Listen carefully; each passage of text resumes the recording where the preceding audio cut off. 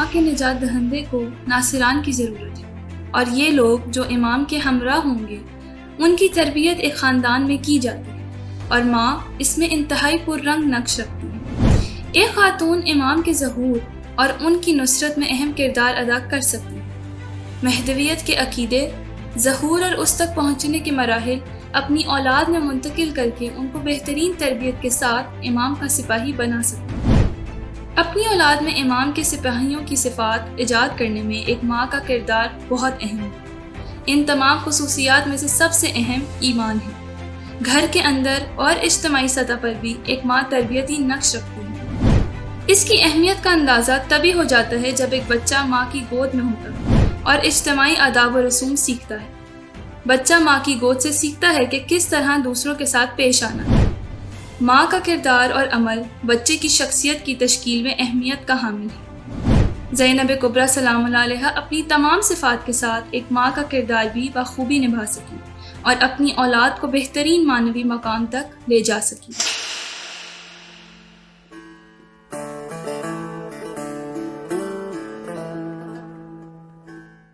تربیت کا شاید ایک معنی پرورش کرنا ہو، لیکن لفظ تربیت کے اور معنی بھی ہیں، جیسے کہ رشد، ہدایت، اور در حقیقت پرورش پائے جانے والے میں ظرفیت کو اس طرح سے منتقل کرنا کہ وہ بہترین طریقے سے اپنی استعداد کو استعمال کر سکے۔ مربی میں وہ صفات بطور کامل ہونی چاہیے جو وہ شاگرد میں دیکھنا چاہتا ہے۔ جس کی اطاعت کی جا رہی ہے لازم ہے کہ وہ خود ناقص نہ ہو، چاہے وہ علم ہو، تجربہ ہو، فن ہو یا صنعتی کام ہو۔ پہلے وہ صفات ہمارے اپنے وجود میں کمال تک پہنچنی چاہیے تاکہ ایک بہترین مربی اور معلم بنا جا سکے۔ یہ اس لیے تاکہ ہم اپنے علم، دانش اور مہارت کو منتقل کر سکیں۔ لیسا للانسان الا ما سعی، انسان کے لیے وہی کچھ ہے جس کی وہ کوشش کرے۔ انسان اپنی زندگی میں کوشش کرتا ہے کہ وہ اپنے آپ کو بدلے، چاہے وہ رتبے کے اعتبار سے ہو یا اجتماعی اور الہی منزلت کے اعتبار سے۔ اس کی زندگی میں یہ کوشش کیا ہے؟ اپنے نفس کو مہذب کرنا، دریافت کرنا، کمال کو اپنے اندر پیدا کرنا اور پھر اس کو اپنی رفتار اور عمل کے ذریعے سے ظاہر کرنا۔ یزکیہم ویعلمہم الکتاب والحکمہ۔ امیر المومنین علی علیہ السلام نے فرمایا، حکمت مومن کی گمشدہ میراث ہے۔ یہ حکمت کیا ہے؟ کیا علم ہے یا دانش ہے؟ یا علم اور دانش دونوں کا موجود ہونا اور ان کو صحیح طریقے سے عملی جامہ پہنانا ہے؟ نہیں، حکمت صرف علم نہیں ہے، حکمت صرف آگاہی اور شعور نہیں ہے، بلکہ حکمت وہ علم ہے جس کے ساتھ تفکر جڑا ہو، وہ علم جس کے ساتھ تدبیر ہو، اور وہ علم کہ جس کو عملی طور پر پیادہ کیا جا سکے اور بہترین انداز سے بروئے کار لایا جا سکے۔ حکیم انسان وہ ہے جو جانتا ہو کہ کب، کہاں اور کیا بولنا ہے، کس طرح سے اپنے علم کا فائدہ اٹھانا ہے اور دوسروں کو قانع کرنا ہے۔ حضرت زینب کبریٰ سلام اللہ علیہا کا لقب حکیمہ ہے۔ عقل اور آگاہی دونوں حکیمہ ہونے کے لیے، حکمت الہی کو سمجھنے کے لیے لازم و ملزوم ہے، اور دونوں ہی اس حکمت کو منتقل کرنے کے لیے مؤثر نقش رکھتی ہیں۔ یعنی ایک بہترین اور عالی مقام مربی تربیت کرنے کے تمام طریقوں سے بخوبی آگاہ ہو، وہ جانتا ہو کہ انسان رہنمائی حاصل کرنے والوں میں سے ہے، اور یہ ہدایت اس پر اثر انداز بھی ہوتی ہے۔ وہی انسان ہدایت حاصل کرنے والے ہیں جو پہلے اپنے باطن کو ہر طرح کی آلودگی سے پاک کر لیتے ہیں۔ بس حضرت زینب سلام اللہ علیہا کا درس بھی یہی ہے کہ معاشرے کے معلمین، مدرسین اور اساتذہ اگر چاہتے ہیں کہ شاگردوں کے دل اور روح پر اثر انداز ہوں تو پہلے انہیں خود کو ان صفات سے آراستہ کرنا ہوگا اور اپنے وجود کو بطور عامل پیش کرنا ہوگا۔ جب ہم علم رکھنے کے ساتھ ساتھ اس علم کا عملی مظاہرہ کرتے ہیں تو اس کا اثر دوسروں کی ذات پر بہت عمیق حد تک ہوتا ہے۔ کہ یہ اثر صرف ذات کی حد تک نہیں رہتا بلکہ روح اور قلب پر بھی ثبت ہو جاتا ہے۔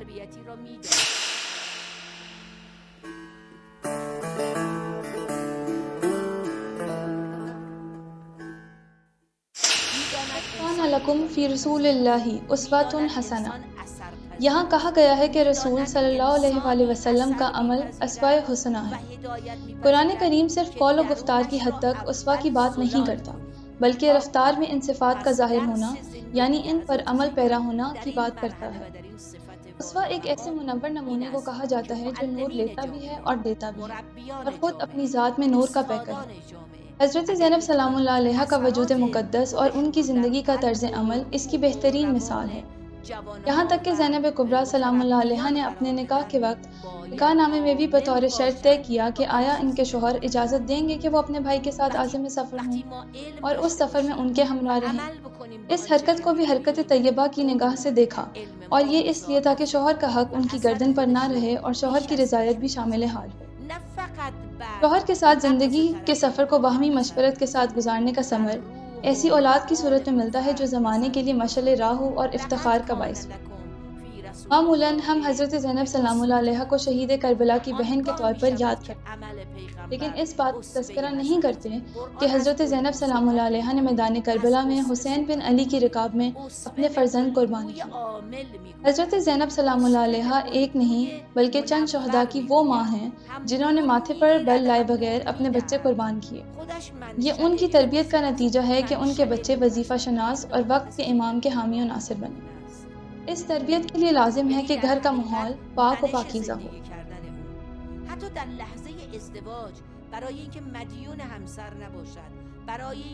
سورہ اعراف میں خدا فرماتا ہے وَالْبَلَدُ الطَّيِّبُ يَخْرُجُ نَبَاتَهُ بِإِذْنِ رَبِّهِ وَالَّذِي خَبُثَ لَا يَخْرُجُ إِلَّا نَكِدًا۔ ایک پاک اور طاہر سرزمین اپنے رب کے حکم سے ایک پاک محصول لاتی ہے، اور ایک خشک زمین آفت زدہ محصول کے سوا کچھ نہیں لاتی۔ علامہ طباطبائی اس آیت میں بلد طیب کو ایک خانوادے کے طور پر معرفی کرتے ہیں۔ حضرت زینب سلام اللہ علیہ کے وجود نے اس گھرانے اور اس وقت موجود مرد و زن مومن کے لیے مدینہ اور مکہ کو بلد طیب بنا دیا، اور اس طرح سے بیج کو بویا کہ نیکی اور درستگی کے ساتھ صحیح وقت پر فصل میں تبدیل ہو سکے۔ معلم تربیتی کی حیثیت سے حضرت زینب سلام اللہ علیہ نے جو بیج بویا وہ صداقت، اطمینان، علم اور آگاہی کا بیج تھا۔ خدا وند سورہ اعراف میں فرماتا ہے وَالْبَلَدُ الطَّيِّبُ يَخْرُجُ نَبَاتَهُ بِإِذْنِ رَبِّهِ وَالَّذِي خَبُثَ لَا يَخْرُجُ إِلَّا نَكِدًا۔ ایک پاک اور طاہر سرزمین اپنے رب کے حکم سے ایک پاک محصول لاتی ہے، اور ایک خشک زمین آفت زدہ محصول کے سوا کچھ نہیں لاتی۔ علامہ طباطبائی اس آیت میں بلد طیب کو ایک خانوادے کے طور پر معرفی کرتے ہوئے کہتے ہیں کہ اگر گھرانہ پاک ہوگا تو اس گھر میں تربیت اور پرورش پانے والے بچے بھی پاک اور طاہر ہوں گے۔ یہاں پاک گھرانے سے کیا مراد ہے؟ یعنی رزق حلال، شیر پاک، وہ ماں جو عفت و حیا کا پیکر ہو، اور وہ باپ جو حلال روزی کمانے کے لیے عامل ہو، وہ گھر کے جس کا پہلا درس صداقت ہے۔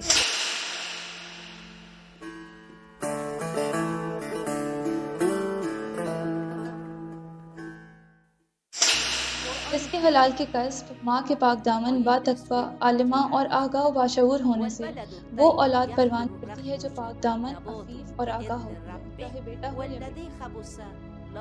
اس طرح سے حضرت زینب سلام اللہ علیہ نے اپنے گھر کی فضا کو ہر آلودگی سے پاک رکھا، اور تبھی ممکن ہوا کہ واقع کربلا کے وقت ان کی اولاد نے امام حسین علیہ السلام کو صرف ماموں کی حیثیت سے نہیں بلکہ وقت کے امام کی حیثیت سے دیکھا اور اپنا وظیفہ پہچانا۔ اور یہی وہ درس ہے جو ایک ماں کے پاک دامن، با تقویٰ، عالمہ اور آگاہ آگوش سے اولاد تک منتقل ہوتا ہے۔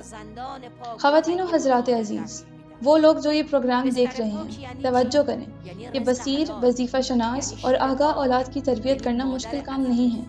بس کرنا یہ ہے کہ اپنے دل خدا کو دیں، رزق حلال کمائیں، جھوٹ نہ بولیں اور صداقت اور سچائی کو اپنے گھر کا پہلا درس بنا لیں۔ اولاد کی تربیت میں والدین کے درمیان تنازع نہیں ہونا چاہیے، بس خدا کا ساتھ ہونا، رزق حلال کھانا، سچائی اور ایمانداری کافی ہے۔ آپ کی اولاد آپ ہی کے عمل کا آئینہ ہوگی۔ یہ وہی کام ہے جو حضرت زینب سلام اللہ علیہ نے مقام عمل پر انجام دیا۔ ان تتقوا اللہ یجعل لکم فرقانا۔ اگر تقوی الہی اختیار کرو گے تو خدا زندگی کے راستوں کو کھول دے گا، زندگی کی گرہوں کو کھول دے گا۔ نور خدا کی کرنیں آپ کے گھر کو پر نور کر دیں گی، اور جہالت، خود پرستی، خود غرضی، تنہا فیصلے کرنا اور تکبر جیسی ناپسندیدہ صفات آپ کے گھر کو ترک کر دیں گی۔ حضرت زینب سلام اللہ علیہ کے ساتھ ہمیشہ مشورت کے وقت سے اور ان کے ساتھ شفقت سے پیش آئیں، اور اپنے والد علیہ السلام کی قصہ ان کے لیے بیان کیا۔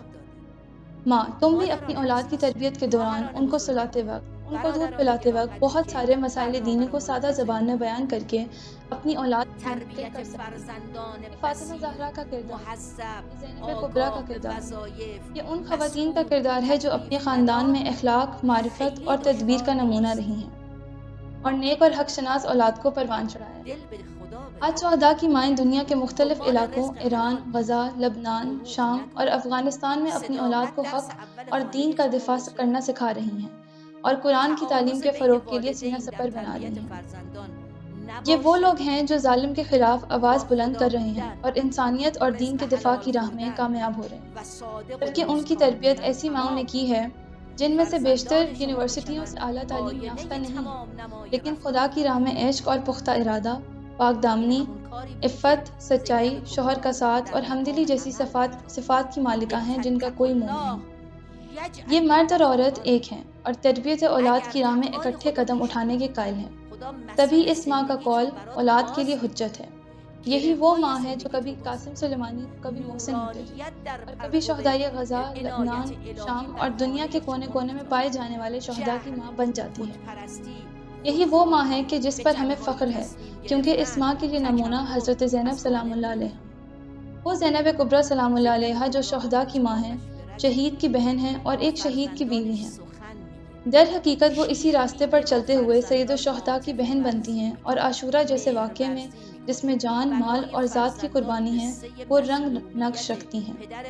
خدا کرے کہ خداوند ہمیں بھی وہ گھر اور گھرانہ عطا فرمائے بلد طیب ہو، جس میں والدین زمانے کی آفات، سائبر سپیس کے فتنوں اور نرم جنگ کے چنگل سے تدبیر اور آگاہی کے ساتھ نکل سکیں اور اولاد سے ان فتنوں کو دور کر کے بہترین تربیت کے اسباب فراہم کریں۔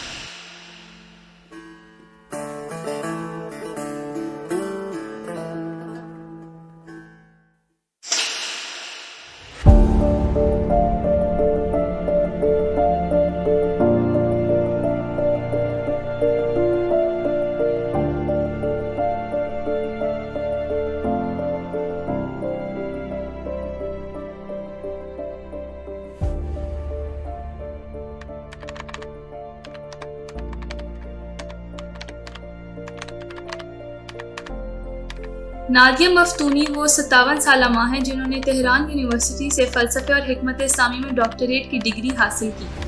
اس کے علاوہ وہ ڈرامہ نگاری اور مصوری کی بھی اسپیشلسٹ ہیں۔ انہوں نے اپلائیڈ فزکس میں بھی شریف یونیورسٹی آف ٹیکنالوجی سے بیچلرز کی ڈگری حاصل کی۔ وہ ایران کے معروف اسکالرز میں سے ایک ہیں اور عالمی فلسفیوں کے ساتھ کام کرتی ہیں۔ علمی میدان میں ان کی شہرت فارابی کے فلسفہ فن کے احیاء اور مسلم بزرگوں کے فلسفہ سائنس کی وضاحت کی وجہ سے ہے۔ انہوں نے سینئر محقق کے عنوان سے ییل لاء اسکول امریکہ میں کام کیا۔